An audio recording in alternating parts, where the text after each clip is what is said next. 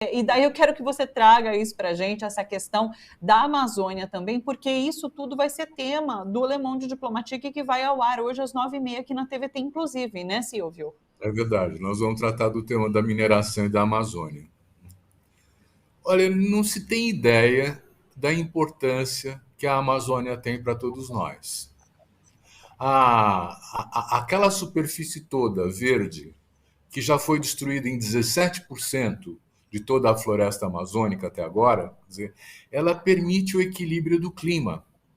E ela permite, por exemplo, que as nuvens que se formam lá se desloquem para o sudeste e venham aqui fazer chuva para nós. Se tiver o desmatamento no ritmo que está tendo, essas chuvas não vêm e nós não vamos ter água, inclusive aqui. Quer dizer, e a riqueza da Amazônia é tanta que ela pode ser explorada de uma maneira sustentável, de uma maneira amigável, né? Você tem uma infinita variedade de possibilidades. A Natura, por exemplo, explora as essências dos vegetais lá de uma maneira muito profícua para eles e sem estragar a natureza. Quer dizer, tem muitas maneiras de fazer isso. O que nós estamos assistindo é a predação da Amazônia. Não é? Quer dizer, aqueles grupos de mineradores. Aliás, a nossa discussão hoje à noite, né, ela vai trazer a presença das 5 maiores mineradoras do mundo atuando na Amazônia. E elas têm todo o interesse, estão fazendo lobby também no Congresso para abrir as áreas indígenas para sua exploração. Então, uma coisa são esses 20 mil, 30 mil garimpeiros, que são indivíduos pobres que estão lá investindo na tentativa de encontrar um meio de sobreviver ou até de ficar rico. Quer dizer, isso já expressa a dificuldade que nós temos de promover um assentamento mais. Por exemplo, se nós tivéssemos feito uma reforma agrária para valer, esse pessoal não estaria tentando o garimpo dessa forma, teria meios de sobrevivência, né?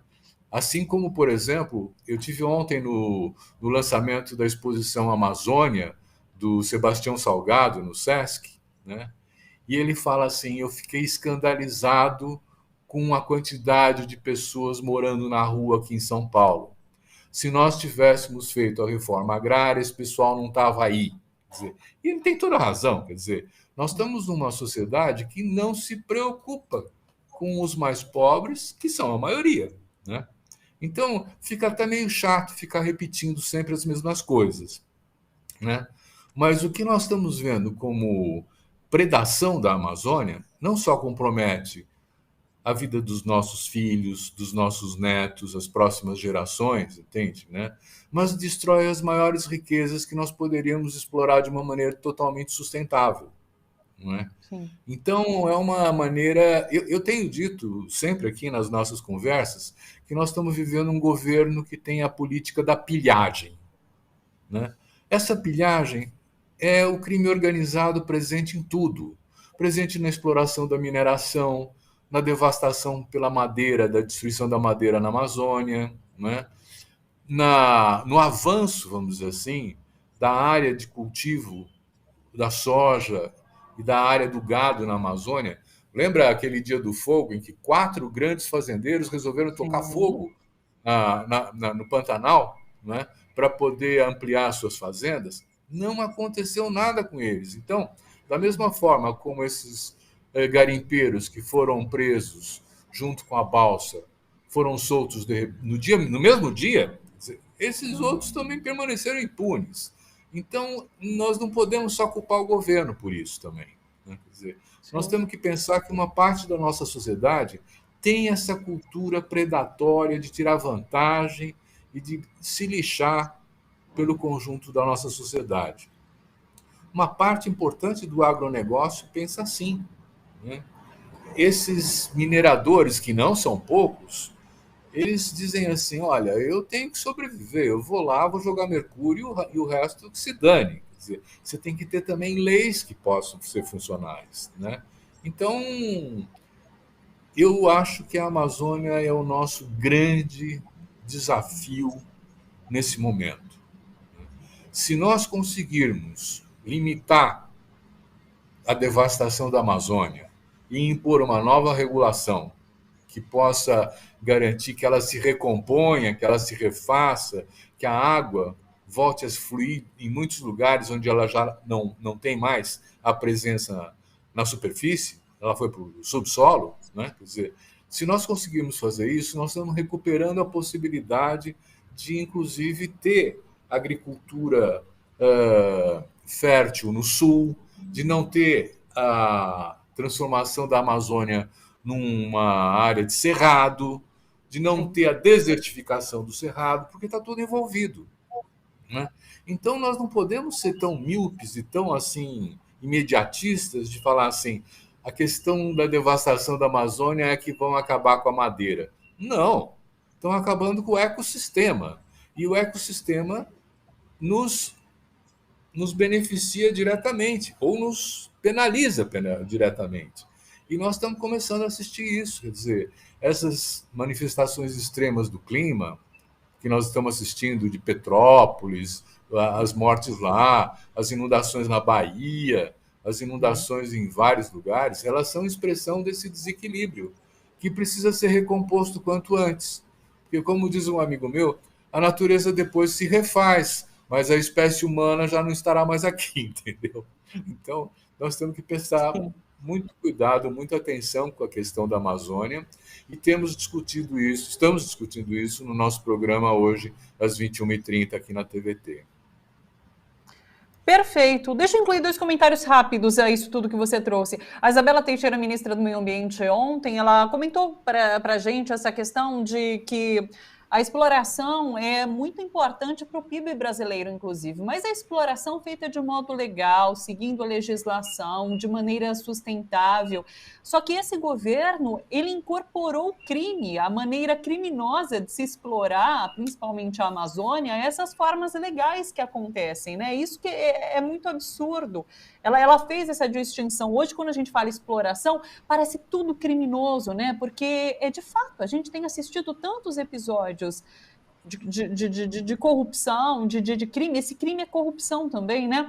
Que a gente acha que todo tipo de exploração é ilegal, mas tem uma parte importante do nosso PIB que vem dessa exploração, feita de maneira legal. O segundo comentário é engraçado, né? Os historiadores falam que a gente não consegue, às vezes, analisar com profundidade o momento em que a gente vive.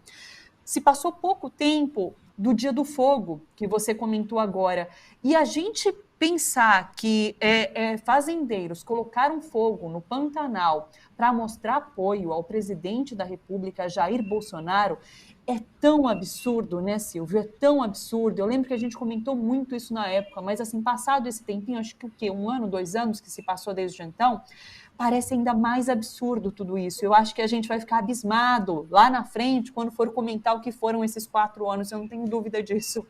E tomara que a gente continue absurdados para que isso, de fato, não seja normalizado. Thalita, esse governo não adotou a forma de ação criminosa. Ele é o crime. Né? Quer dizer, o problema todo não é o governo. O problema todo é que ele foi eleito. Né? Sim. E isso significa que uma parte da nossa sociedade, né, tem uma mentalidade individualista, competitiva, de empreendedorismo, de levar vantagem, de aceitar a corrupção, que precisa ser observada. Quer dizer, é uma sociedade hierarquizada, é uma sociedade que tem a marca escravocrata na sua cultura, é uma sociedade, enfim, quer dizer, que aprofunda a desigualdade a cada passo, né? E isso se deve a políticas. E essas políticas têm centros de elaboração, vamos chamar assim, né? Quer dizer, esses centros de elaboração são o pensamento neoliberal como estrutura teórica, que quer privatizar tudo, que quer transformar tudo em bons negócios para as empresas, não importa o quanto o cidadão pague por isso, não é? Mas é também uma estrutura que conjugou essa ideia do neoliberalismo com esses, eu quase chamo de cangaceiros e upes, entende? Mas com esses grupos criminosos que se apossaram do Estado, né, e que estavam presentes antes, estavam presentes antes nas instituições intermediárias, estavam presentes antes no Exército, nas Forças Armadas, e estão presentes no Parlamento. Quer dizer, quando eu falo de crime organizado, eu não estou falando horizontalmente, olha, o PCC, não sei o quê. Não. Crime organizado tem que ter um dirigente que pode ser um senador, que pode eventualmente ser até a presidência da República, né? E que vai baixando, tendo governadores, tendo prefeitos, tendo, enfim, quer dizer, toda uma escala de poderes que garante a operação deles em qualquer instância. Gente na justiça, quer dizer, a ideia de que nós estamos, se a gente controlar o portador da arma na rua, está tudo certo, não é correta. Quer dizer, nós temos que pensar em formas de exercício da justiça, em aplicação das leis, que sirva para todos. Né?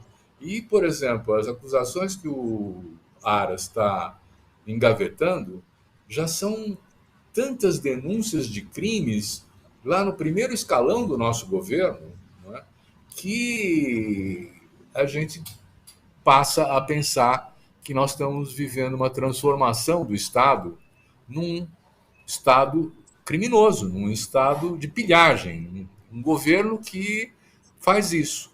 E o próximo governo vai ter muito trabalho para reconstituir as instituições, porque você não tem mais bases de dados em muitos lugares que foram destruídas, você não tem o Bolsa Família, o Cadastro Único, enfim, quer dizer, o próprio sistema de censo, né, que não foi realizado. O censo, então, então, o trabalho de reconstituição não só vai enfrentar a resistência dessa parte da sociedade que se dá bem nesse momento, né?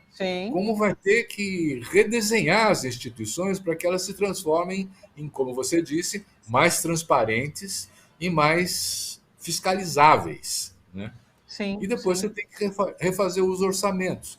Quer dizer, uma FUNAI tem que ter orçamento, as universidades públicas têm que voltar a fazer pesquisa científica, que é o que permite o desenvolvimento nessa fase da história da civilização humana. Se nós não tivermos conhecimento, tecnologia, nós estamos condenados a ficar como uma plataforma de exploração de matérias-primas e produtos primários para as multinacionais atuarem aqui de uma maneira predatória.